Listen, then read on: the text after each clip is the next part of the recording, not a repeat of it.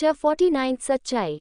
आगे वेद जब रूम के अंदर आया तो अनिका को बेड पर कल रात की अधूरी नींद पूरी करते देख वो भी रूम लाइट ऑफ कर उसके करीब जा अनिका को अपनी बाहों में भरते हुए उसके पास ही लेट गया, जिससे अनिका भी वेद की गर्मी में सिमटते हुए उससे लिपट कर सोने लगी और दोनों थोड़ी देर के लिए एक दूसरे के साथ सपनों की दुनिया में डूब गए।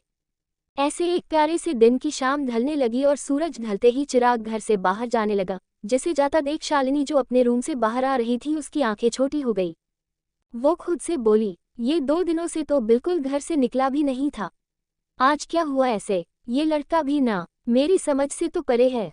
यही सब बड़बड़ते हुए शालिनी ने जब अपनी नजरें घुमाई तो वेद और अनिका को एक दूसरा का हाथ थामे हुए नीचे आते हुए देख वो जल भुनकर खाक हो गई, जो उसके चेहरे के शॉक एक्सप्रेशन से साफ पता चल रहा था।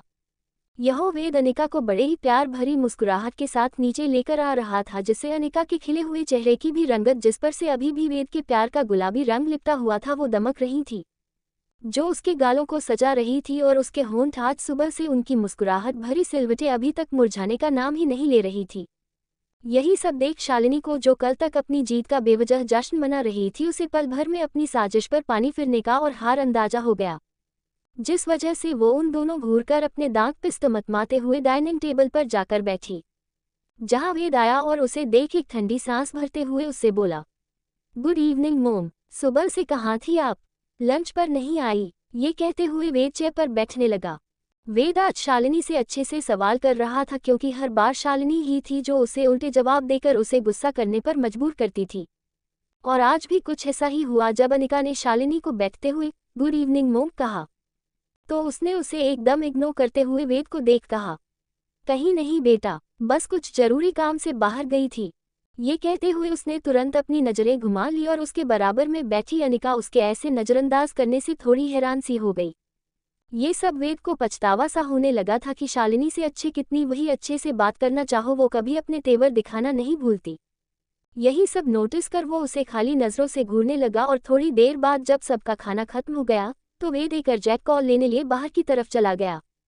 शालिनी ने गैरी से कुछ सामान मंगाया था, जो भी लेकर आया, और शालिनी उसके साथ अपने रूम की तरफ बढ़ने लगी कि तभी अनिका ने उसे पीछे से आवाज लगा, एक मोम, जिसे सुनते ही शालिनी ने अपने कदम थाम लिए और अनिका आगे ने आकर कहा, आप मुझसे नाराज है? मुझसे कोई गलती हुई है क्या, जो आप मुझसे बात नहीं कर रही है? अनिका ने बड़ी ही शालीनता से ये सवाल शालिनी से किया था, क्योंकि वो शालिनी ही थी जिसने उन दोनों को डेट पर भेजने का आइडिया दिया, जो अनिका को उसका स्वीट जेस्चर लगा था, पर असलियत में ऐसा कुछ था ही नहीं।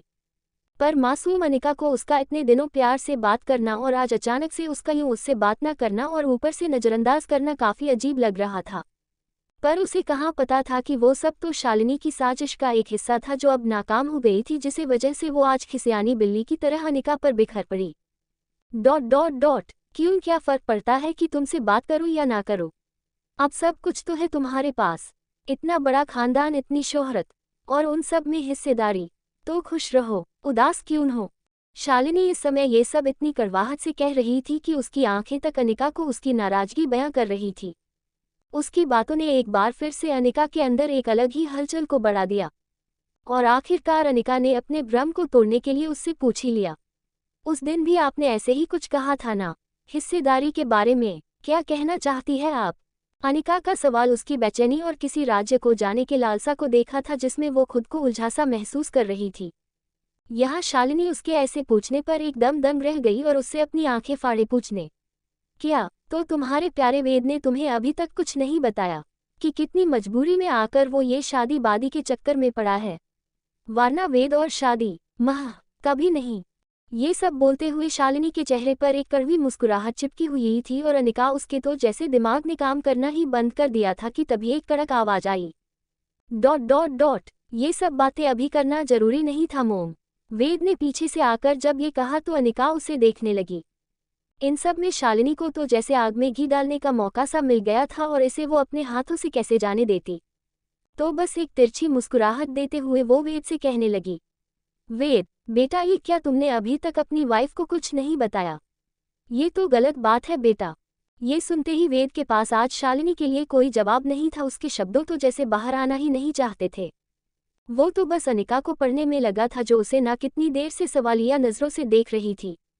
वहां का शांत पर एकदम ठंडा माहौल देख शालिनी ने अपना नाटक शुरू कर दिया और वो अनिका के कंधे पर हाथ रखते हुए बोली, बेटा इतना सब कुछ किस्मत से मिलता है, इसलिए मुझे तुमसे थोड़ी जलन होती है, और कुछ नहीं। पर हाँ, मैं तुमसे नाराज नहीं हूँ। हम फिर गहरी सांस भरते हुए वेद को देख आगे कहने लगी, बाकी तुमने वेद से शादी और प्यार करके क्या पाया है, वो तुम्हें मुझसे ज्यादा अच्छे से वेद बता ही देगा। शालिनी ये सब बोल या ये कहे कि आग लगा वहां से गैरी को अपना सामान अपने रूम में लाने का इशारा करते हुए चली गई। यहाँ अनिका की नजरें एक बार फिर से वेद को देखते हुए अभी भी वेद से सवाल पूछ रही थी। इतने में वेद ने आगे बढ़ा और अनिका का हाथ पकड़ते हुए उसे अपने साथ रूम में ले जाने लगा। Blue ocean apartments. यहाँ का गार्ड चिराग ऊपर से नीचे घूरते देख रहा था, जिसे चिराग ने भी नोटिस कर ही लिया था, क्योंकि आज फिर शगुन घर पर नहीं थी और चिराग को ये सब गार्ड ने दूसरी बार बताया था। और आखिरकार वो गार्ड चिराग से बोल ही पड़ा, आपके पास उन मैडम यानी आपकी गर्लफ्रेंड का नंबर नहीं है, जो वो आपको बिना बताए चली जाती है। गार्ड के ऐसे अजीब से सवाल का चिराग के पास कोई जवाब नहीं था, क्योंकि सी के लिए भी ये एक अजीब सी सिचुएशन थी। पर फिर भी वो उसे अपनी सफाई देते हुए बोला, वो मेरी गर्लफ्रेंड नहीं है, मेरी फ्रेंड है, और उसका फ़ोन बंद आ रहा है। वो ये सब इतना हिचकिचाते हुए बोल रहा था कि मानो जैसे उससे कोई गहरा राज उगलवाया जा रहा हो। फिर वो उस गार्ड के सवालों से पीछा छोड़ा अपनी कार के पास जाने लगा। अब कहाँ ढूंढने जाऊं तुम्हें, ये सब बड़बड़ाते हुए उसके चेहरा एकदम ढीला सा पड़ने लगा कि तभी उसका फ़ोन बजा। उस पर उसके किसी फ्रेंड का कॉल आ रहा था, जिसे उसने रिसीव कर बेमन हेलो कहा तो सामने से एक आवाज़ आई, और भाई कहाँ है तू, पार्टी में नहीं आ रहा। अपने दोस्त की बात सुनते ही जो पहले से इतना परेशान था अपना माथा मसलते हुए उससे बोला, नहीं यार आज नहीं।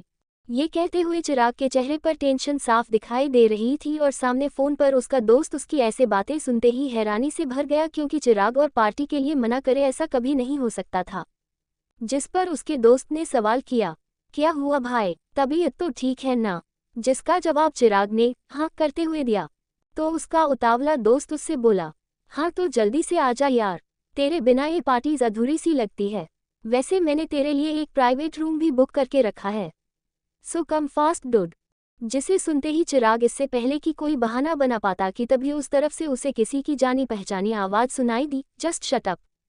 इस आवाज़ ने चिराग को बेचैन सा कर दिया और वो तुरंत अपने दोस्त से कहने लगा, अच्छा ज़रा तू वीडियो कॉल ऑन करना। चिराग का ये कहना हुआ और उसके दोस्त ने अपनी फ़ोन में वीडियो कॉल ऑन कर ली। तेरे आसपास कोई लड़की दिखाई दे जो गुस्से में है? अगर हाँ तो उसकी तरफ ज़रा कैमरा करना। इस समय वो किसी जासूस की तरह लग रहा था, जिसे हर छोटी से छोटी चीज़ में सुराग नारा जा रहा था। इतने में उसके दोस्त ने अपनी नज़रें घुमाई तो उसे शगुन जो उसके पीछे अपनी कार के पास खड़ी दिखाई दी, जो वहाँ के गार्ड से कुछ बहस कर रही थी। मैं यही ड्रिंक करूँगी, मुझे अंदर नहीं जाना, समझे? जिसकी तरफ चिराग के दोस्त ने जैसे ही कैमरा किया तो चिराग की आंखें चमक उठी और उसका दोस्त उससे हैरानी भरे शब्दों में बोला, क्या बात है भाई, तो तू अंतर्यामी हो गया? जिसे सुनते ही उसके होठ एक तिरछी मुस्कुराहट से भर गए और वो जवाब देते हुए कहने लगा, कभी कभी बनाना पड़ता। अब ये बता पार्टी कहाँ पर, मुझे अपनी लोकेशन सेंड कर। ये बोल चिराग ने कॉल कट करने में ज़रा भी देर नहीं की और एकदम फुर्ती से अपनी कार में बैठने लगा। अब कहीं जाकर चिराग का चेहरा चमक रहा था, जो ना जाने कितने देर से लटका हुआ था। लोकेशन मिलते ही चिराग ने अपनी कार को रफ्तार दे दी और वो वहां से हवा की तरह उड़ चला। बंसल मैंशन। यहाँ वेद अनिका को अपने साथ में ले आया था और आते ही डोर लॉक कर लिया।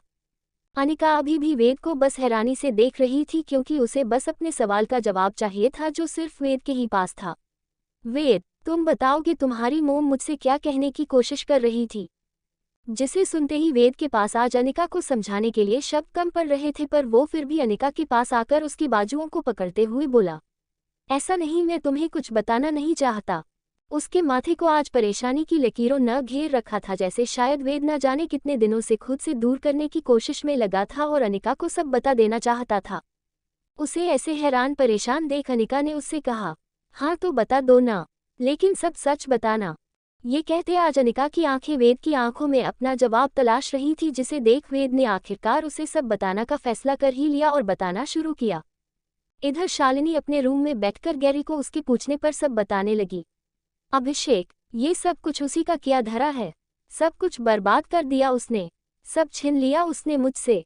ये सब कहते हुए शालिनी की आंखें आग उगल रही थी, जिसे देख गैरी ने डरते हुए सवाल किया, क्या किया था सर ने मैम? उसके सवाल पर शालिनी एक कड़वी मुस्कुराहट से बताना शुरू किया, उसने अपनी सारी प्रॉपर्टी के 2 हिस्से करे, जिसमें 30% चिराग को दिया और 70% का मालिक वेद को बना दिया। जिसे सुनते ही गैरी उसे हैरान से देखने लगा, क्योंकि उसे ये सब नहीं पता था। ये सब कहते हुए अपने बेड पर बैठी शालिनी उठकर अपने रूम की खिड़की पर आ गई और उस खुले आसमान को अपनी जलती हुई आंखों से घूरने लगी, जिन्हें देख साफ दिखाई दे रहा था कि उसके अंदर इस बात को लेकर कितनी गहरे काले राज दफन थी। फिर शालिनी ने अपनी बात आगे बढ़ाई, यहाँ तक सब ठीक था, मैं वेद को मना सकती थी मेरे लिए कुछ भी करने के लिए, लेकिन अभिषेक के जाने बाद एक राज ने मेरा सब कुछ खत्म कर दिया।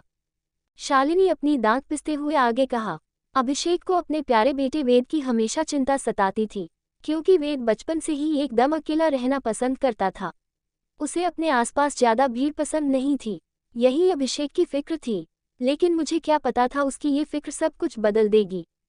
शालिनी ये सब इसी बोल रही थी जिसे उससे कोई बहुत बड़ी गलती हो गई थी, क्योंकि वो शालिनी ही थी जिसने आते ही वेद को हर किसी से जुदा कर दिया था और उसे इतना अकेला कर दिया था कि फिर उसे भी अपने आसपास कोई नहीं चाहिए था। या कहे कि शालिनी ने वेद के बारे में अभिषेक से हरदम झूठ बोला था। इस झूठ का हर्जाना उसे चुकाना ही पड़ा, जिसका दर्द बयां करते हुए शालिनी गुस्से में पलटकर तमतमाते हुए सोफे पर बैठ गई। आगे कहने लगी, इसी फिक्र के चलते अभिषेक ने उस 70% में से वेद को सिर्फ 35% का ही पूरा मालिक बनाया और 35% का हिस्सा उसकी होने वाली बीवी के नाम कर दिया, ताकि वेद कभी अकेले रहने के बारे में सोचे भी ना, आगे चलकर कभी अकेले जिंदगी ना बिताए और अपनी पसंद की लड़की से शादी कर ले, जिस उसके उस आधे हिस्से की मालकिन बनने के लायक हो। आज शालिनी की आंखों में कुछ और काले राज भी उभर रहे थे जो उसकी जुबान पर नहीं थे, और ना ही वो सब बाहर आने देना चाहती थी, क्योंकि उसने खुद के ही पैर पर कुल्हाड़ी मार ली थी। इसलिए वो इतना ही बोल रही है जितना उसे बोलना था। इसी वजह से मैं वेद की शादी उस मासूम शगुन से करना चाहती थी, जो पूरी तरह से मेरे कंट्रोल में थी। इसके लिए मैंने उस निकिता को भी वेद की जिंदगी निकल फेंका। शालिनी ये सब बोलते हुए आज अपने मन की भड़ास निकाल रही थी, जिससे मालूम पड़ रहा था कि आखिरी उसकी अनिका और वेद ने जलन की क्या वजह थी। शालिनी तमतमाते हुए उठ खड़ी होते हुए लगभग चीखते हुए कहने लगी, पर इस 2 कौड़ी की लड़की ने वेद की जिंदगी में कब कदम रखा मुझे पता ही नहीं चला, और अब वो इस एम्पायर की 700 करोड़ रुपए की मालकिन बनकर बैठ गई।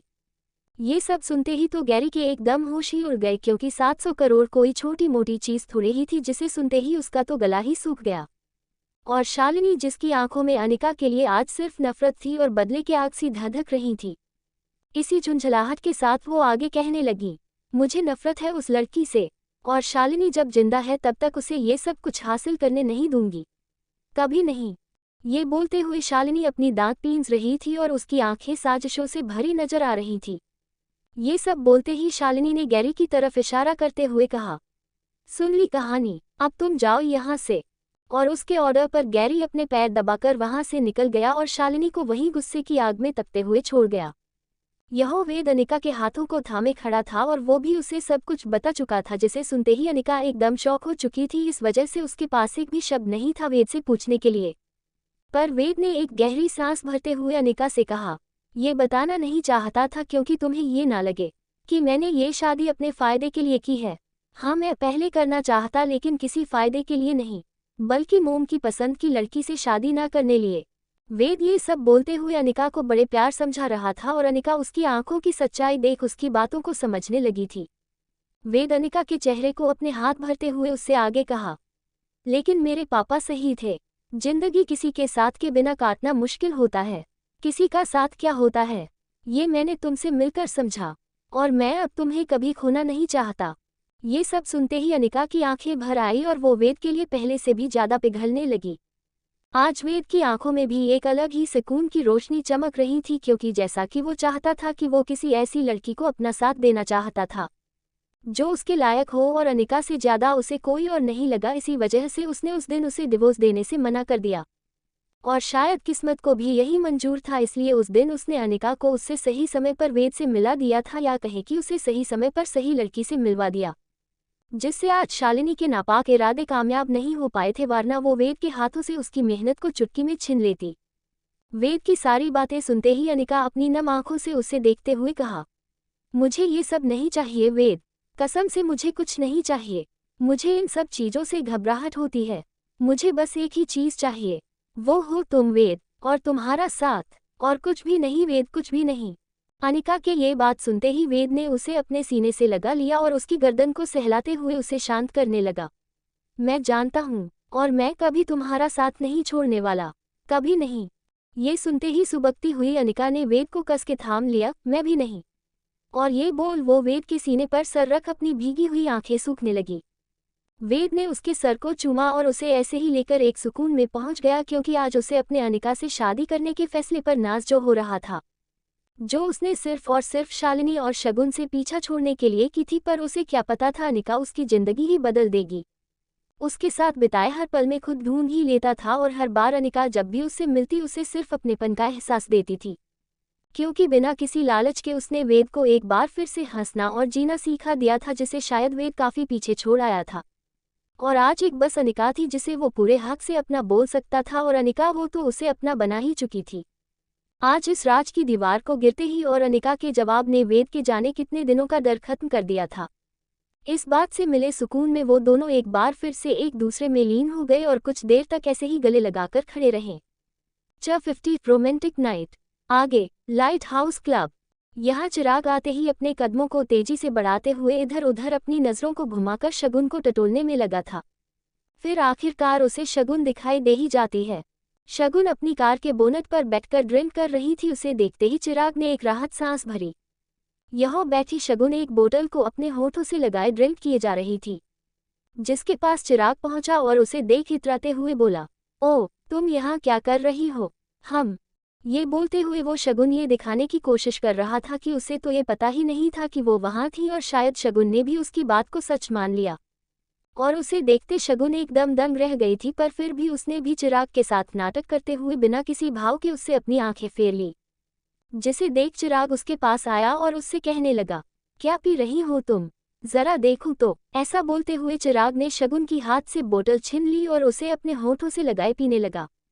उसकी इस हरकत पर शगुन उसे बस घूरती रह गई, पर अभी भी वो शांत थी, और दोनों की शांति तोड़ते हुए चिराग उससे कहने लगा, यक, ये क्या पी रही हो तुम?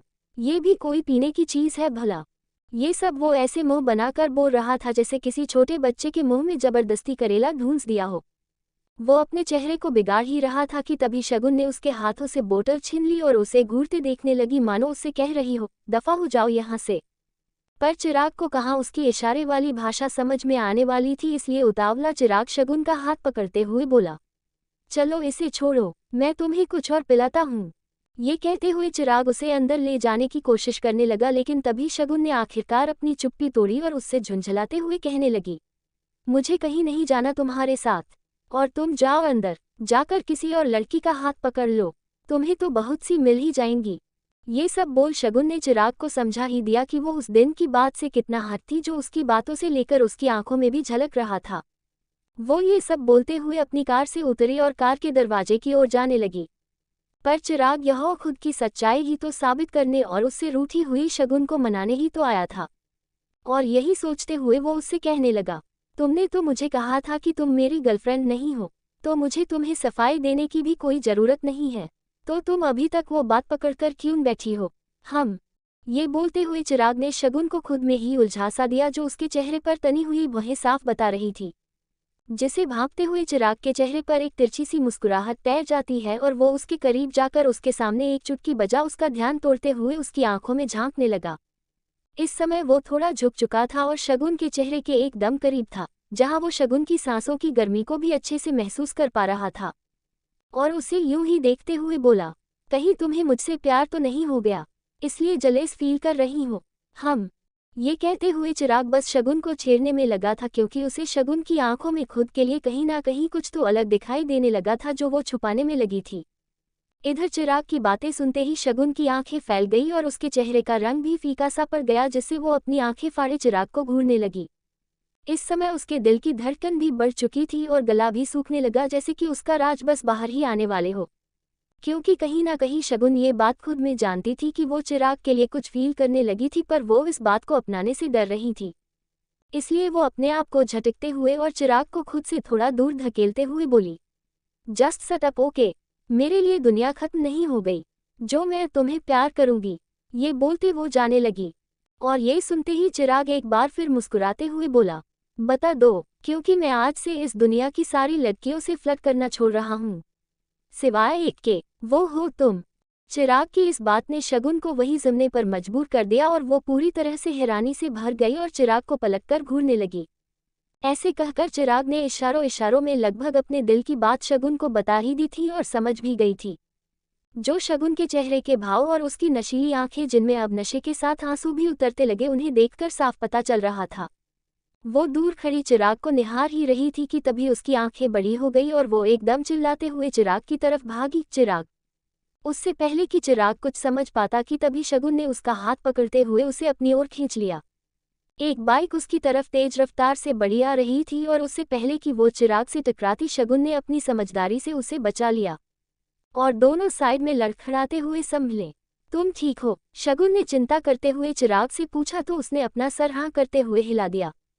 उस बाइक के ड्राइवर ने ब्रेक लगाया और वो उन दोनों कहने लगा, सॉरी, गलती हो गई। उसके लड़खड़ाते हुए कदम बताने के लिए काफी थे कि वो पहले से कितने नशे में था, जिसे देख इससे पहले कि चिराग उससे कुछ बोल पाता कि तभी शगुन उस पर भड़क पड़ी। व्हाट द हेल, अपनी सॉरी अपने पास रखो, समझे? वो तो अच्छा हुआ कि ये बच गया, वरना आज तुम मेरे हाथों से नहीं बचते। वो ये सब इतनी हिम्मत से सब बोल रही थी जैसे कि किसी ने उसकी किसी खास चीज को नुकसान पहुंचाने की कोशिश की हो।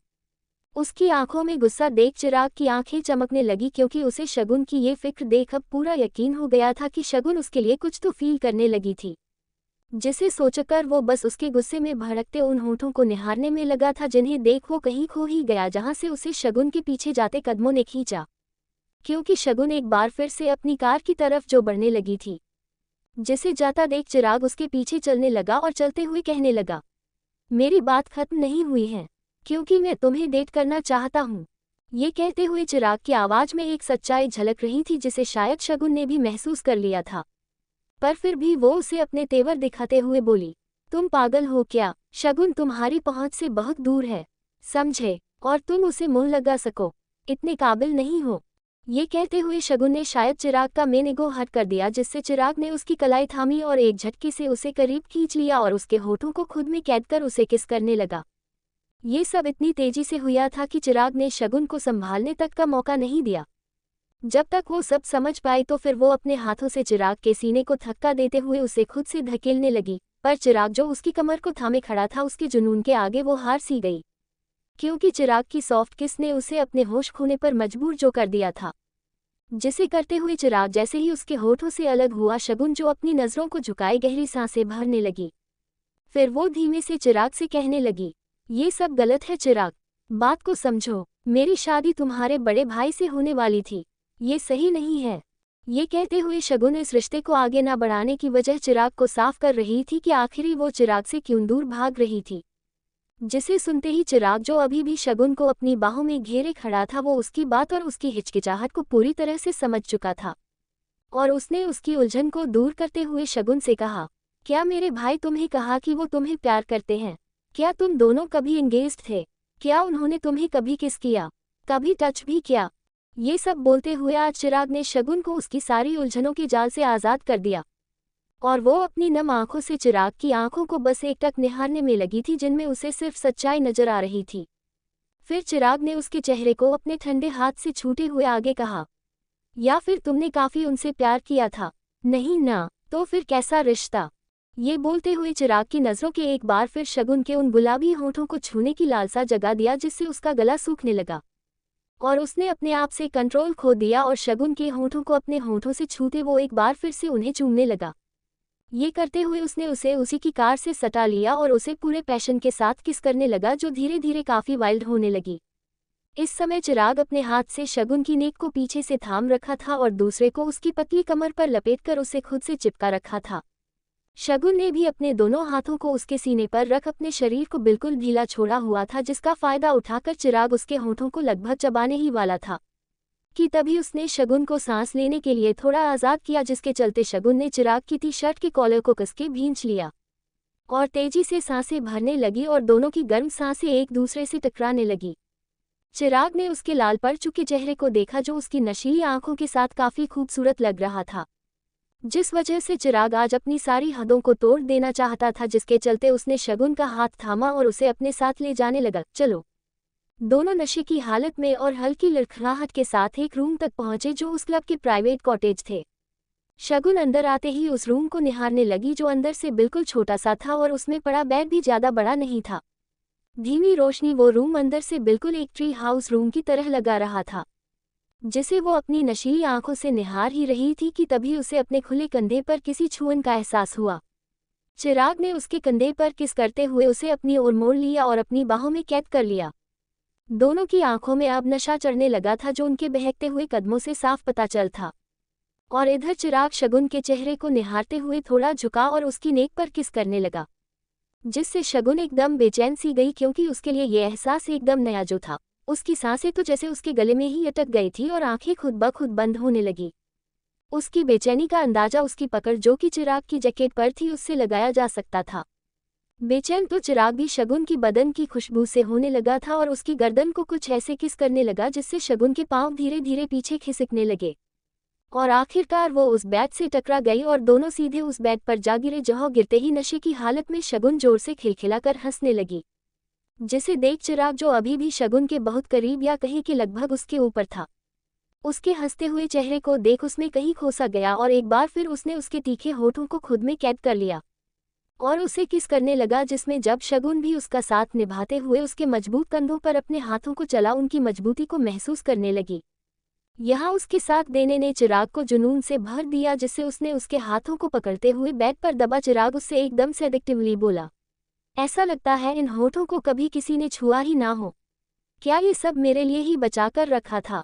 ये कहते हुए चिराग का चेहरा उसके होठों से बस कुछ इंच की ही दूरी पर था। यहाँ शगुन ने उसकी इस बात का कोई जवाब नहीं दिया क्योंकि वो तो बस अपनी सांसों को कंट्रोल में लगी थी और वो अपनी सांसों को ठीक से साध पाती कि तभी चिराग ने एक बार फिर से उस दूरी को तोड़ उसके मुलायम होठों को चूमना शुरू कर दिया, जिससे बेचैन शगुन अपने हाथों को उससे छोड़ने की कोशिश करने लगी, पर उसकी इस कोशिश ने चिराग को और भी ज्यादा रूड बना दिया, जिससे उसने अपनी पकड़ को और मजबूत करते हुए शगुन के होंठ को हल्का सा काट लिया, जिससे उसकी चीख भी उसके गले में ही कैद हो गई।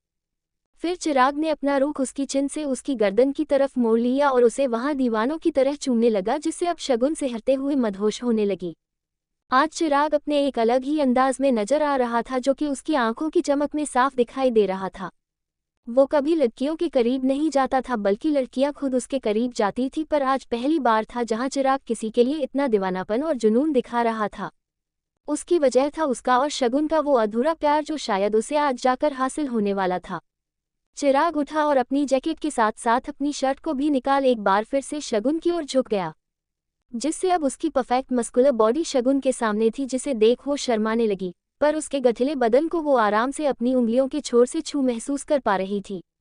नशे में होने के बावजूद भी वो चिराग को यूं देख शर्माए जा रही थी जो उसके लाल होते गाल और ऊपर से उसकी चिराग को छूने की हिचकिचाहट साफ दिखा रही थी। इससे पहले कि चिराग आगे बढ़ता एक धीमी आवाज ने उसके के कानों को छुआ। चिराग आराम से, क्योंकि मैंने ये सब पहले नहीं किया है। ये कहते हुए शगुन की आवाज में एक घबराहट महसूस हो रही थी, जिसे समझते हुए चिराग ने उसके होठों को प्यार से चूमा और कहा, मैं तुम्हारे साथ कोई जबरदस्ती नहीं करूंगा, बस तुम्हें प्यार करूंगा।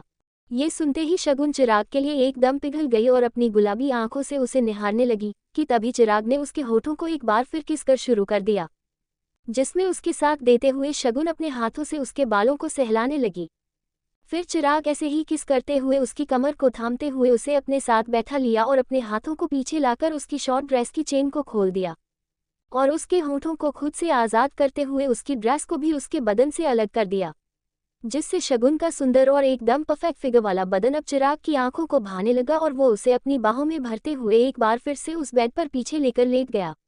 थोड़ी देर बाद वो शांत कमरा उन दोनों की तेज चलती गर्म सांसों से भर गया, जहां शगुन ने आज चिराग को खुद को पूरी से सौंप दिया था और दोनों एक दूसरे के बन चुके थे। 51 अनिका की छेड़खानी। आगे सुबह की धूप निकलने से पहले ही शगुन की आंखें खुल गई जो चिराग की बाहों में लिपटी हुई थी। उसने जब अपने करीब चिराग को देखा तो वो रात में उसके साथ बिताए हर एक लम्हे की हर एक तस्वीर को याद करने लगी।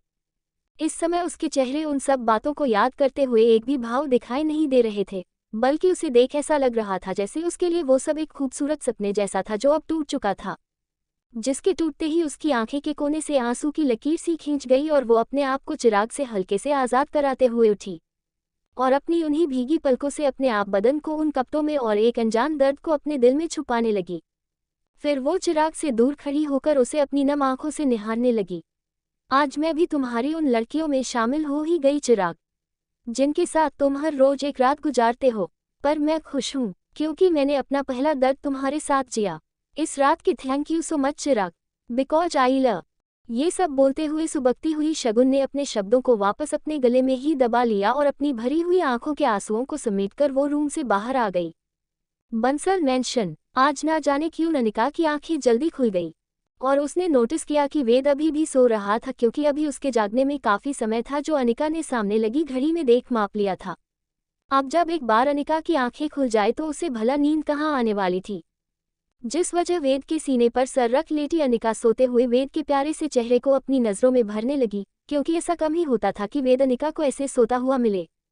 Dot dot dot dot. देखा वेद, मैं भी तुमसे पहले उठ सकती हूँ, वो भी तुम्हारे जगाए बिना। यही सोचते हुए अनिका खुद को ही शाबाशी देते हुए अपने ऊपर इतरा ही रही थी कि तभी वेद ने करवट बदल ली। पर नींद में वेद अनिका का इतना होश था कि उसने अनिका के हाथ को पकड़ते हुए अपनी कमर पर लपेट उसके पेट को अपनी पीठ से सटा लिया। उसका ये प्यार देख अनिका की मुस्कुराहट और भी ज्यादा गहरी हो गई, जिससे उसने अपनी उंगलियों को उसके बालों में फिरना शुरू कर दिया। उसकी उंगलियों में उलझे वेद बाल उसे काफी मुलायम महसूस हो रहे थे, जिस पर अनिका की उंगलियां फिसल रही थी। फिर ना जाने क्या हुए, ऐसा करते हुए पल भर में अनिका की मुस्कुराहट गायब हो गई। उसकी हल्की सिकुड़ी हुई बाहें बता रही थी कि उसे वेद के बालों को देख कुछ तो याद सा आया था, या कहे कि कोई शरारत सूझी थी, जो उसके यूं मुस्कुराते हुए अपने होंठ को दांत से काटने से साफ पता चल रहा था, जिससे उसने वेद की पकड़ से अपना हाथ छुड़ाया और उठकर जाने लगी। यहाँ इस बात से अनजान वेद नींद पूरी तरह से नींद में कैद था कि थोड़ी देर बाद ही उसे अपने चेहरे पर किसी गीली चीज का एहसास हुआ जो उसके गालों को छू रही थी, जिससे वो नींद में बेचैन हो रहा था। फिर एक गर्म हवा के साथ एक धीमे आवाज ने उसके कानों को छुआ। गुड मॉर्निंग वेद, ये कहते हुए अनिका ने उसके गाल को चूम लिया, जिस पर आज वेद की थोड़ी हल्की सी बियर्ड आई हुई थी जो अनिका के होठों को चुभी, क्योंकि आज पहली बार इतनी सुबह वो वेद के गालों को जो चूम रही थी, जिसे हमेशा वेद रोज सुबह सेव किया करता था। अनिका ने जानकर अपने गीले बालों से वेद के चेहरे को छुआ था, जिसे करते हुए उसके चेहरे पर एक शरारत भरी मुस्कुराहट थी जो वेद के साथ इस छेड़खानी की निशानी थी। जैसे ही अनिका की आवाज ने वेद के गाल को चूमा तो वेद ने तुरंत अपनी आंखें खोल दी और जिसे जागता देख अनिका की आंखें फैल गई, क्योंकि वो जानकार जो वेद को जो भीगने में लगी थी और चोरी पकड़े जाने के डर से वो इससे पहले कि वो वेद के चंगुल से भाग पाती कि तभी वेद ने झटका से उसका हाथ पकड़ते हुए उसे अपनी ओर खींच लिया और उसकी कमर को थामते हुए उसे बेड पर अपने नीचे घेर लिया, जिससे अनिका एकदम दंग रह गई और उसे अपनी बड़ी बड़ी आंखों से घूरने लगी, क्योंकि उसे अंदाजा हो गया था कि अब तो वेद उसे वेद नहीं छोड़ने वाला। Dot dot dot. ये क्या हो रहा था, क्या किया तुमने, मुझे भिगाया क्यों? ये कहते हुए वेद की बातों में उसकी प्यार भरी नाराजगी साफ झलक रही थी, जिसे सुनने के बाद अनिका ने अपने बचाव में वेद से झूठ बोलना शुरू किया। मैंने क्या किया, मैं तो बस तुम्हें जगा रही थी।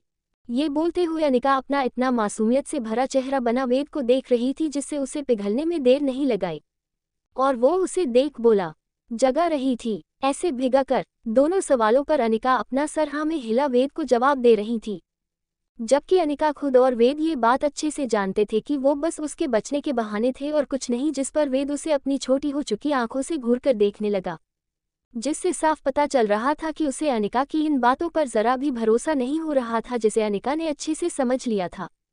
पर अब उसे कैसे भी करके वेद से बचना तो था ही, तो बस वो झुंझलाते हुए वेद को झूठी तेवर दिखाते हुए बोली, वेद ये क्या बात हुई, तुम रोज मुझे जगाते हुए और साथ में भिगा देते हो तो वो तुम्हारा प्यार, और अगर आज मेरे तुम्हें प्यार से जगाने पर तुम थोड़ा सा भीग क्या गए? तुम तो मुझ पर बेवजह इतना भड़क रहो हो, अब कहाँ गया तुम्हारा प्यार? अनिका ये बोल अपने मासूम से चेहरे पर छाए एक प्यारी मगर झूठी नाराजगी जाहिर करते हुए काफी क्यूट लग रही थी, जिसे देख वेद बस मन ही मन मुस्कुराने में लगा था, ये जानते हुए भी कि अनिका बस नाटक कर रही थी, जिस पर उसने नीचे झुकते हुए उसके गुस्से से फूले हुए गालों को चूम लिया। और बस वेद का प्यार पाकर अनिका की मुस्कुराहट ने उसके होंठों को घेर लिया। फिर वेद जैसे ही ऊपर उठा तो अनिका ने अपना गला साफ करते दूसरा गाल आगे करते हुए वेद से कहा, दूसरे गाल पर कौन करेगा। जिसे सुनते ही वेद झट से हंस दिया और अनिका के दूसरे गाल को भी चूमने लगा, जिससे अनिका भी हंसने लगी। फिर उसके आंखों में देखते हुए उसे छेड़ने के इरादे से एकदम सेडक्टिवली बोला, तो चलो जल्दी उठने का थोड़ा फायदा उठाया जाए। इससे पहले कि अनिका उसकी बातों का मतलब अपने दिमाग में निकाल पाती कि तभी वेद उसके हाथों को और कस के जकड़ा लिया और उसकी ठंडी नेक पर, जो अभी तक पानी की बूंदों से भीगी थी, उसे अपने गर्म होठों से चूमने लगा, जिससे उसकी गिरफ्त में अनिका एकदम बेचैन सी हो गई, जिससे वेद की हर एक छुअन पर अनिका अपने आप को खोने लगी। और यहाँ वेद वो तो बस उसे तंग करने के इरादे से ये सब कुछ कर रहा था, जिसमें उसे सुबह सुबह अपनी खूबसूरत वाइफ को चखने में मजा आने लगा था, जिसकी मोहक महक अब वेद को बहकाने में लगी थी, जिसके चलते वो सिहरती हुई अनिका के गर्दन के हर हिस्से को बड़े ही प्यार से चूमे जा रहा था। जहां अनिका को आज फिर से वेद के छूने से गुदगुदी हो रही थी और वो हंसने में लगी। और ऐसे ही हंसते हुए उसने महसूस किया कि वेद का हाथ अब उसके बाथरोब की नोट की तरफ बढ़ गया था, जो उसके इरादे बताने के लिए काफी था, जिसे अनिका ने अपनी आवाज और उसका हाथ पकड़ते हुए रोक दिया। नहीं वेद, रुक जाओ। जिसे सुनते ही वेद अनिका को अपनी आंखों को छोटी करके घूरने लगा। अब वेद कोई डिस्टर्ब कर दे उसे वो जरा भी पसंद नहीं। वेद की उखाली आंखों से अनिका को घूरने से अनिका थोड़ी सी डर गई और वो सहमते हुए वेद से कहने लगी, अभी सुबह सुबह नहीं वेद प्लीज। अनिका अपना मासूम चेहरा बना इतने प्यार से वेद से रिक्वेस्ट कर रही थी कि उसका जो हल्का गुस्सा उसके बीच में रोकने पर ऊपर चढ़ा था वो जरा सी देर नीचे आ गया, जिसके चलते उसने अनिका से सवाल किया, क्यों, क्या हुआ, सुबह क्यों नहीं। ये बोलते हुए वेद के चेहरे पर बस एक शरारती लहजा था और कुछ नहीं, क्योंकि वैसे भी वो ये बात अच्छे से जानता था कि अनिका इन सब चीज़ों के लिए बिना हिचकिचाहट के मान जाए, ऐसा कभी सपने में भी नहीं हो सकता था। इसलिए जब उसने उसे छेड़ते हुए सवाल किया तो अनिका के दिमाग में जो भी आया उसने वो बहाना बनाना शुरू कर दिया, क्योंकि मैं अभी नहाकर आई हूँ। Dot dot dot. तो क्या। उसके ऐसे अजीब जवाब पर वेद ने अपनी भौहें सिकुड़कर जब कहा तो अनिका आगे कहा, बस ऐसे ही, और हाँ, आपकी दाढ़ी भी मुझे लग रही है, इसलिए अभी नहीं। ये जानते हुए भी कि उसके सारे बहाने बेबुनियाद थे, फिर भी अनिका कुछ भी उलझुल बोलने में लगी थी। मगर वेद ये सब समझ गया था, पर फिर भी उसके इन बचकाने बहानों और खुद को मन ही मन मुस्कुराने से नहीं रोक पाया। पर उसने अनिका को इस बार की खबर तक नहीं लगने दी कि वो उसके इस झूठे बहानों से कितना पिघल गया था। और अपनी सताने की कड़ी को आगे बढ़ाते हुए उसने अनिका के थोड़ा और करीब झुकते हुए एकदम सर्द आवाज में पूछा, तो फिर कब, दोपहर को, शाम को, डॉट डॉट डॉट, रात को। और बस अनिका की जुबान फिसल गई। अपनी बेशर्मी भरे जवाब पर अनिका अपने आप को मन में कोसने लगी, पर यह वेद वो तो बहुत खुश था, क्योंकि आज अनिका को बिना किसी मेहनत के, या फिर ये कहे कि उसे बिना उकसाए ही उसने वो हासिल कर लिया था जिसका उसे अंदाजा तक नहीं था। हम रात को, हाँ ओके। वेद ये सब बोलते हुए अनिका को टिस कर रहा था, और यहाँ अनिका ये सब सुनते ही शर्म से लाल पड़ने लगी। अब तो इतना शर्मा रही थी कि अब उसकी एकदम बोलती ही बंद हो गई थी। यह अपनी नज़रों को नीचे झुकाए वेद की कैद में लेटी अनिका को यूं देख वेद को उस पर कितना प्यार आ रहा था वो उसे बयां भी नहीं करा सकता था, क्योंकि अनिका ने टाइम प्लीज का बोर्ड जो लगा दिया था, इसलिए उसने अपने दिल को समझा लिया और फिर उसके कान पर झुकते हुए एकदम सेंसुअल वे में कहने लगा, मुझे रात का इंतजार रहेगा। ये बोलते हुए उसकी गर्म सांसों और ठंडी आवाज ने अनिका के कानों को जैसे ही छुआ वो एकदम से जम ही गई। फिर वेद ने उसके ध्यान को तोड़ते हुए उसके कान को अपने दांत में दबा उसे हल्का सा काट लिया, जिससे अनिका का ध्यान पल भर में चूर हो गया। ऐसा करते हुए वेद अनिका को फिर से चिढ़ाने के मकसद से उसके गाल को अपने गाल से घिसकर, जिससे एक बार फिर से अनिका को वेद की दाढ़ी चुभी और वो उसके गाल को चूमते हुए उसे खुद से आज़ाद कर वहां से उठकर मुस्कुराते हुए सीधे बाथरूम में चला गया। आज अनिका को वेद को छेड़ना खुद के लिए ही महंगा सा पड़ गया था, क्योंकि अब रात को उसे वेद से किया वादा जो निभाना था। पर ये सब सोचते हुए अनिका आज अपने ऊपर जरा भी गुस्सा नहीं आ रहा था, उल्टा वो तो पहले से भी ज्यादा शर्माने लगी थी, जो उसके मुस्कुराती आंखें साफ दिखा रही थी। उसके जाते ही अनिका उठकर बैठ गई और अपने गाल पर हथेली को फेरते हुए मुस्कुराने लगी, जो उसके गुलाबी गालों पर खूब जच रही थी। यही सोचते हुए वो अपने होंठ को दांतों में दबाए उठकर क्लोजेट रूम की तरफ बढ़ गई। Blue ocean apartments. Ding dong ding dong. Chirag बेतहाशा शगुन के अपार्टमेंट की कभी डोर बेल को बजाता तो कभी अपने हाथ से उसके दरवाजे को खटखटाने लगता, पर अंदर से कोई जवाब नहीं आया। उसके चेहरे पर पड़ी चिंता की लकीरें उसकी परेशानी को साफ बयां कर रही थी, जिसे उसकी बेचैनी से भरी हुई बॉडी लैंग्वेज भी दिखा रही थी। जो भी कुछ हुआ नशे की हालत में शगुन, पर वो गलत नहीं था। कम से कम ये बताने का मौका दे दो। ये बोलते हुए चिराग ने अपने माथे को उस दरवाजे से टिका रखा था। आज चिराग की आवाज में एक अलग ही दर्द और चुभन नजर आ रही थी। फिर जब वो पूरी तरह थक गया तो वो नीचे जाने लगा। नीचे आते ही चिराग को इतना परेशान देख वो गार्ड उससे कहने लगा, सर, रात को मेम आपको मिली नहीं क्या?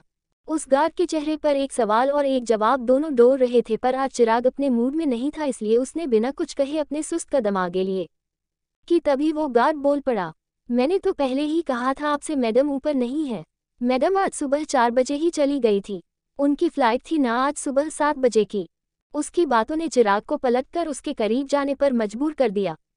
कहाँ चली गई? चिराग ने जब अपनी हैरानी भरी नजरों से उससे सवाल किया तो उस गार्ड ने उसे एकदम से बताया, लंदन। उसका जवाब तो जैसे चिराग के लिए दिल पर खंजर जैसा लगा, क्योंकि वो उस भूल कैसे सकता था कि आज सच में शगुन जाने वाली थी और कल रात इसलिए वो इतना ड्रिंक कर रही थी और इतनी दुखी भी थी। लेकिन चिराग ये बात समझ क्यों नहीं पाया, इस बात से वो अपने आप को कोसने लगा। उसकी बेचैनी से भरी आंखें साफ बयां कर रही थी कि उसे खुद पर इस वक्त कितना गुस्सा आ रहा था। उसे अगर याद होता तो वो शगुन को ना जाने के लिए मना सकता था, उसे जाने से भी रोक लेता, लेकिन बार काफी देर हो चुकी थी और उसकी नम आंखों में इस बात का दर्द था कि आज फिर एक बार उसने शगुन को खो दिया, और वो भी उस दर्द की निशानी के साथ जिसे वो चाहकर भी खुद से भूल नहीं पाएगी और ना ही कभी मिटा पाएगी। यही सोचते हुए चिराग का दिल हजारों टुकड़ों में बट चुका था। अंडरस्कोर 52 रात का वादा। आगे डाइनिंग टेबल पर वेदनिका और शालिनी तीनों ही एकदम शांत बैठी थी, क्योंकि कल रात की बात को लेकर शालिनी के चेहरे पर अभी तक गुस्से की लकीरें साफ नजर आ रही थी, और वेदनिका दोनों ने ही उसे बस आकर गुड मॉर्निंग विश किया था। बाकी वेद तो वैसे भी ज्यादातर उसके सामने शांत ही रहना पसंद करता था, आखिर उसकी कड़वी बातें सुनना भी कौन चाहेगा। तभी वेद की नजरें बाहर से एकदम उदासी से भरे सुस्त कदमों से अंदर आ रहे चिराग पर पड़ी, जिसका लगता हुआ चेहरे वेद की आंखें छोटी होने की वजह बना गया। चिराग। उस सन्नाटे को चीरती हुई वेद की कड़क आवाज ने चिराग को वेद की तरफ देखने पर मजबूर कर दिया, और वो अपनी खाली आंखों से वेद को देखने लगा। आओ आकर नाश्ता करो। उसकी बात सुनते ही चिराग ने अपने मुरझाए चेहरे और टूटी हुई आवाज में कहा, नहीं भाई, अभी नहीं, मन नहीं है। उसके ऐसे जवाब पर वेद ने फिर से एकदम सपाट कहा, मैंने तुमसे पूछा नहीं है, तुम्हें ऑर्डर दिया, चलो आओ। वेद को इतने सख्त भाव से चिराग पर यूं चिल्लाते देख शालिनी का पारा चढ़ गया। जब उसका मन नहीं है तो तुम उसके साथ जबरदस्ती क्यों कर रहे हो? शालिनी ने अपनी सिकुड़ती हुई भौं के साथ जब ये कहा तो वेद ने भी उसका जवाब उसी कठोर लहजे में दिया, क्योंकि जब यहाँ घर के सारे फैमिली मेंबर हैं तो मतलब सबको एक साथ होना चाहिए। ये कहते हुए एक बार फिर वेद ने चिराग को देख कहा, चिराग यहाँ आकर बैठो। वेद का ऑर्डर चिराग क्या कोई भी कैसे टाल सकता था? अनिका जो ये सब देख रही थी वो वेद को देख अपने मन में कहने लगी, ये अपनी फैमिली को लेकर कितना प्रोटेक्टिव और केयरिंग है, जिससे पता चलता है कि ये अपनी फैमिली से कितना प्यार करता है, और अब मुझसे भी। ये सब सोचते हुए अनिका के होंठ हल्की मुस्कुराहट के साथ हिलने लगे। इधर वेद चिराग को इतना ढीला ढाला और शांत देख उसकी फिक्र करने में कहीं खो ही गया। उसे अपने खिलखिलाहट से भरे भाई को किसी के प्यार में यूं बिखरते हुए देख उसका दिल टूट सा रहा था, क्योंकि चिराग का यूं एकदम से इतना चुप हो जाना उससे सहन नहीं हो रहा था। उसकी उदासी को छांटने के लिए वेद ने उससे कहा, चिराग जाओ, जाकर रेडी हो जाओ, तुम आज मेरे साथ होटल चल रहे हो। जिसे सुनते ही शालिनी की आंखों की चमक ही बढ़ गई और चिराग उसे तो जैसे कुछ सुनाई ही ना दिया हो और उसने उसकी बात का कोई जवाब नहीं दिया।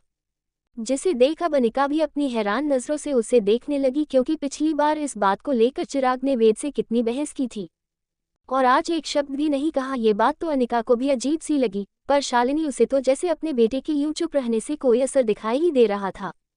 वेद ने एक बार फिर चिराग को कहा, जाओ, जाकर रेडी हो जाओ, और उसके ऑर्डर पर चिराग बिना किसी से नजरें मिलाए वहां से अपने रूम की तरफ बिना एक शब्द कहे ऊपर जाने लगा।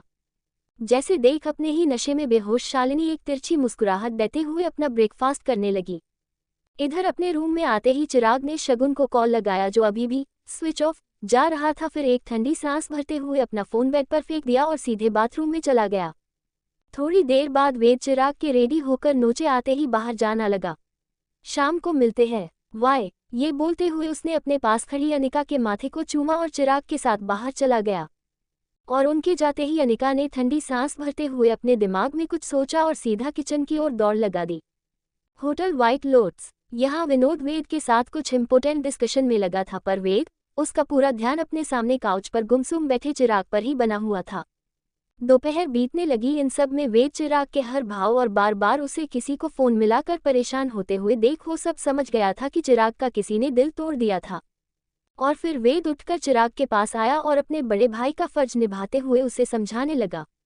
पता है, जब निकिता मेरी जिंदगी से गई थी तो मैंने उसे कुछ ही मिनटों में क्यों भुला दिया था। ये सब वेद बस चिराग का ध्यान भटकाने लिए ये सब बोल रहा था और ये सब सुनते ही चिराग ने आखिरकार जवाब दिया, क्योंकि आप उससे प्यार नहीं थे और वो आपके लायक नहीं थी। ये कहते हुए चिराग के चेहरा एकदम सपाट था और वेद जो अपनी पेंट की पॉकेट में हाथ डाले खड़ा था, वो उसका जवाब सुनते ही उसके पास बैठते हुए बोला, नहीं बिल्कुल नहीं, वो लायक थी इसलिए तो उससे शादी करना चाहता था। उसके ऐसा कहने पर चिराग उसे सवालिया नजरों से देखने लगा तो उसका भ्रम तोड़ते हुए वेद उससे कहने लगा, क्योंकि वो मेरी किस्मत में नहीं थी, इसलिए जो चीज़ ना मिल सके और वो आपसे दूर चली जाए तो उसके लिए खुद को हारा हुआ नहीं मानना चाहिए, बल्कि उसे भूल जाओ और मान लो कि वो तुम्हारी किस्मत में लिखी ही नहीं गई थी। हम ये कहते हुए चिराग को वेद की हर एक बात एकदम सच लग रही थी, पर फिर भी उसके मन एक सवाल आया तो वो वेद से कुछ सोचते हुए पूछने लगा, और अगर आप उससे प्यार करते हो तो और उसे खोना नहीं चाहते तो? उसके इस सवाल का जवाब देते हुए वेद ने एकदम सीधी तरीके से उसे समझाया, अगर तुम सच्चे दिल से उसे चाहते हो तो वो तुम्हें जरूर मिल जाएगा, फिर चाहे उसके लिए तुम्हें लड़ना ही क्यों ना पड़े। ये बोलते हुए वेद ने चिराग की पीठ थपथपाई तो चिराग जो पूरी तरह से टूटा हुआ था वो वेद के गले से लिपट गया और वेद ने आज अपने भाई को सहारा देने के लिए उसे कसके गले लिया। इन दोनों भाइयों के बीच का प्यार उमड़ ही रहा था कि तभी केबिन का दरवाजा धीरे से खुला और उसमें से अनिका ने अपनी गर्दन बिल्कुल किसी कछुए की तरह अंदर निकाली। फिर अपनी बड़ी बड़ी आंखों से अंदर झांकने लगी, जिससे उसकी नजरों ने वेद और चिराग को गले लगते देखा तो वो भी मुस्कुराते हुए अंदर आते हुए कहने लगी, ये क्या बात हुई, मैं तुम दोनों के लिए ये सोचकर लंच बना कर लाई थी कि तुम दोनों का खासकर चिराग का मूड ठीक हो जाएगा, पर वेद ने उसे पहले ही ठीक कर दिया, तो अब मैं इस खाने को वापस ले जाऊं क्या? अनिका ये कहना हुआ कि वेद और चिराग दोनों ही मुस्कुराते हुए उसे देखने लगे। फिर चिराग, जिसका मूड अब थोड़ा ठीक हो गया था, वो उठा और अनिका के हाथों से टिफिन लेते हुए कहने लगा, ऐसे कैसे, जब आया है तो खाएंगे ना? ये सुनते ही अनिका मुस्कुराते हुए ओके बोली। फिर जाकर वेद पास बैठ गई तो वेद ने उसकी नेक को थामते हुए उसके माथे पर किस कर लिया। फिर मुस्कुराती हुई अनिका के हाथ को थामते हुए चिराग से कहने लगा, देखा, कभी कभी किस्मत आपको कुछ अनमोल दे जाती है। ऐसा कहते हुए वेद ने अपनी आंखों से अनिका की तरफ इशारा करते हुए चिराग को समझाया तो भी धीमे से मुस्कुरा दिया, जिसे देख कंफ्यूज अनिका ने अपनी आंखों से वेद से इशारों किया तो वेद अपनी गर्दन ना में हिला दी, जिसके बाद यहाँ चिराग और अनिका ने सब के लिए प्लेट लगा दी और तीनों लंच करने लगे, जिसमें बीच बीच में अनिका उन दोनों को अपनी झल्ली बातों से हंसा ही देती। पर चिराग के इस मुस्कुराते हुए चेहरे के पीछे अभी भी एक खामोश दर्द छुपा हुआ था, जिसे वो वेद से छुपाना चाहता था, जिसे वो इतने दिनों अपने लिए परेशान होते हुए जो देख रहा था। और चिराग की वजह वेद उदास रहे और किसी वजह से चिराग परेशान रहे, ये उन दोनों को ही बर्दाश्त नहीं था। इसलिए बस चिराग शगुन की यादों को भूलना चाहता था, पर साथ में वो उन्हें मिटना बिल्कुल नहीं चाहता था। इन सब में शाम ढलने लगी। अनिका चिराग के साथ घर वापस आ गई, क्योंकि वेद को एक इम्पोर्टेंट मीटिंग जो अटेंड करनी थी। घर आते ही जानकी के पूछने पर उसने उसे रात के खाने के बारे में बता दिया था कि आज क्या बनाना था, और साथ में ये भी बता दिया था कि आज वेद लेट घर आएगा और बाहर से ही डिनर करके आएगा, इसलिए उसके लिए खाना ना बनाए और उसे ये सब बता वो ऊपर अपने रूम में चली गई। रात होते ही अनिका शालिनी और चिराग को डिनर करने के बाद खुद भी खाना खाने लगी, पर आज उसे ऐसे अकेले वेद के बिना खाना खाना बिल्कुल बेस्वाद लग रहा था। फिर अपने कमरे की सीढ़ियां चढ़ते हुए उसे आज सुबह की वेद से रात के वादा वाली बात याद आई, तो वो वहीं सीढ़ियों पर पलटकर मेन डोर को घूरने लगी। ... आज फिर से एक और इंतजार, कभी तो टाइम पर आ जाया करो वेद। ये बोलते हुए वो फिर से अपने रूम की ओर बढ़ गई। रूम में आते ही अनिका का चेहरा एकदम ढीला सा पड़ हुआ था। फिर उसने एक गहरी ठंडी सांस भरते हुए रूम की सारी लाइट्स ऑफ की और जाकर अपने बेड पर लेट गई। पर इतनी बेचैनी में कोई कैसे सोए, और यहाँ तो अब अनिका की आंखों में वेद के बिना नींद कहाँ उतरती थी, उसे वेद की आदत जो लग गई थी। इसी बेचैनी में वो करवट बदल वेद जहाँ सोता था उस साइड पर पेट के बल जाकर लेट गई। वो हिस्सा वेद की खुशबू से महक रहा था, जिसे अनिका ने अपने हाथ फेरते हुए सहलाया और अपने इंतजार से भरी निगाहों से घड़ी में समय देखा जिसमें अब रात के 11:15 बज रहे थे। जिसे देख तो अनिका और भी ज्यादा उदास हो गई कि तभी बाहर आसमान में बिजली चमकने की आवाज आई जिससे अनिका चौंक गई। और जब उसने बालकनी की ओर बाहर अपनी नजरों को उठा देखा जिसके ग्लास डोर पर पर्दे लगे हुए थे पर फिर भी बाहर चमक रही बिजली की रोशनी से अनिका को एहसास हो गया था। डॉट डॉट डॉट लगता है बाहर बारिश शुरू हो गई है। ये बोलते हुए अनिका उठकर उस ग्लास डोर पर पड़े उन पर्दे को हटा बाहर होती उस बारिश को निहारने लगी। बारिश की बूंदों आवाज धीरे धीरे अब तेज होने लगी थी जिसके साथ ही हवाओं की रफ्तार भी तेज हो गई, लेकिन बाहर जितना शोर था अनिका के आसपास पास उतनी शांति थी। इतने में उस शांत कमरे का दरवाजा खुला और आखिरकार वेद वापस आ ही गया। उसने रूम की डीम लाइट की रोशनी में अनिका को बालकनी के दरवाजे से बाहर झांकते हुए देखा तो उसने अपनी धीमे कदम अनिका की तरफ बढ़े दिए। अनिका को तो इस बात का अंदाजा तक नहीं था कि वेद अंदर आ गया था, और बस जैसे ही वेद उसे अपनी बाहों में भरने ही वाला था कि तभी अनिका खुद में ही रूठते हुए कहने लगी, बेवकूफ कहाँ का, जल्दी नहीं आ सकता था। अनिका बेपरवाह होकर अपना गुस्सा वेद के ऊपर निकाल रही थी और यहाँ उसकी बड़बड़ाहट ने वेद के कदमों को वहीं जमा दिया और वो बड़े ध्यान से उसकी बातें सुनने लगा। वेद ने अपनी सांसों तक की आवाज का एहसास अनिका को नहीं होने दिया। अब भला अनिका के मन की बात जानने का और खासकर ये जानने का कि आखिर अनिका उसके पीछे उसे कैसे कोसती है, इससे अच्छा मौका कहाँ मिलता। इधर अनिका ने वेद को कोसना जारी रखा। बोला था मैंने उसे, मुझे उसका यूं इंतजार करना बिल्कुल पसंद नहीं है। पर नहीं मिस्टर वेद बंसल को तो अपनी मीटिंग्स अपनी वाइफ से ज्यादा प्यारी है। ये सब बोलते हुए अनिका की मुंह किसी रूठे बच्चे की तरह फूला हुआ था। नाराजगी वो तो बस वेद पर थी जो उसके पीछे खड़ा ना जाने कितनी देर से उसकी सारी बातें सुनते हुए अपना मुंह भींच हंसे जा रहा था। इतने में अनिका ने अपनी बात आगे बढ़ाई, तो ठीक है आ जाने दो उसे, मुझे आज उससे कोई बात नहीं करनी है।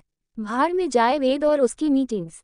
और वो बस इतना ही बोल पाई थी कि तभी वेद ने उसे झट से बाहों में कैद कर लिया, जिस पर अनिका एकदम चौंक उठी और उसकी सांसें थम सी गई जिससे उसकी आंखों बड़ी हो गई और दिल धड़कन भी डर से काफी बढ़ गई। यह वेद जो उसके बातों पर अभी तक मुस्कुरा रहा था उसने अनिका के कान के पास जाकर कहा, ओके तुम मुझे जहां भेजना चाहती हो मैं जाने के लिए तैयार हूं। अनिका ने अपनी तेज सांसों को साधते हुए वेद से पूछा, तुम कब आए? जिस पर वेद ने थोड़ा सोचना का नाटक करते हुए जवाब दिया, हाँ शायद तब जब तुम बोल रही थी कि जब तुमने कहा तुम्हें मेरा इंतजार करना बिल्कुल पसंद नहीं है। और फिर क्या था? अनिका की आंखें फिर एक बार फैल गई क्योंकि उसे पता जो चल गया था कि वेद ने उसकी सारी गालियां सुन ली थी। डॉट डॉट डॉट डॉट अब तो तू गई पागल लड़की, आसपास देखकर बुलाना चाहिए था ना। पता है तेरी शादी सच में जेम्स बॉन्ड से हुई है। अब पता नहीं कैसे बदला लेगा ये। अब तो उसका गला ही सूखने लगा और उसके चेहरे का उल्टा रंग वो तो देखने लायक था जिसे वेद ने उसकी चुप्पी से भांप लिया था। वेद जो अभी भी उसकी फालतू बकबक पर मुस्कुराने में लगा था, अनिका को सताने का ये मौका कैसे छोड़ सकता था जब उसे अच्छे से पता चल चुका था कि अनिका अब पक्का किसी सदमे में पहुंच चुकी थी। तो उसने अपने चेहरे को सख्त करते हुए बोला, ठीक है मैं थोड़ा सा लेट हुआ हूँ, पर उसके लिए इतनी नाराजगी और ऊपर से मेरी पीठ पीछे ऐसी बातें।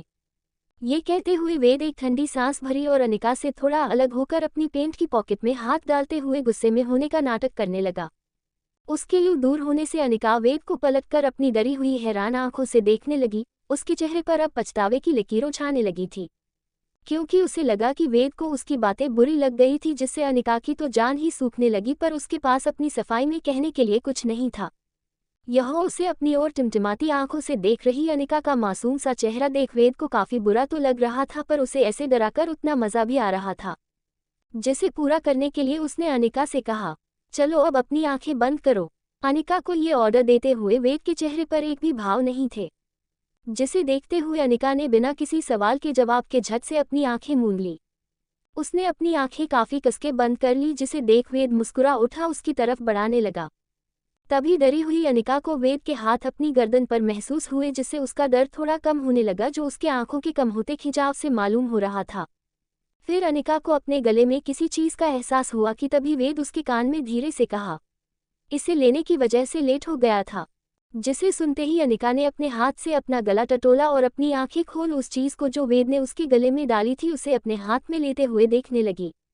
वेद अनिका के लिए क्लोवर लीफ यानी लकी लीफ की सेफ का एक गोल्ड चेन और पेंडेंट लेकर आया था जो छोटा पर बहुत प्यारा था, जिसे देखते ही अनिका खिलखिला उठी।